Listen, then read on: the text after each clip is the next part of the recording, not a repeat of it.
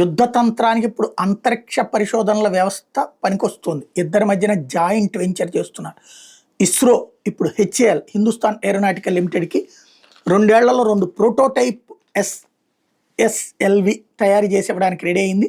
Satellite launch వెహికల్కి సంబంధిత సాంకేతిక బదిలీ బిడ్ని హిందుస్థాన్ ఏరోనాటిక్స్ దక్కించుకుంది. Indian national space promotion and authorisation centre chairman Pawan Kumar Goenka ఈ విషయాన్ని ప్రకటించారు. ఇది ఇస్రోకి చెందిన రాకెట్ 500 కిలోల వరకు బరువు ఉండేటటువంటి ఉపగ్రహాలని భూమి నుంచి తక్కువ ఎత్తు 500 కిలోమీటర్ల వరకు ఉండే కక్షలో ఇది పంపగలుగుతుంది. Adani defence systems and technologies మద్దతు ఉన్న ఆల్ఫా డిజైన్ టెక్నాలజీస్, హైదరాబాద్లోని భారత్ డైనమిక్స్ లిమిటెడ్ నేతృత్వంలో 2 బృందాలను పక్కన పెట్టి మరి హెచ్ఏఎల్ ఈ బిడ్ గెలుచుకోగలిగింది.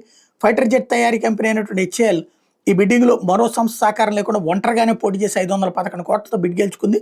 ఈ సాంకేతిక బదిలీ ఒప్పందం కింద ఎస్ఎస్ఎల్విని హెచ్ఏఎల్ స్వతంత్రంగా నిర్మించి వాణిజ్యీకరణ చేసుకోవచ్చు.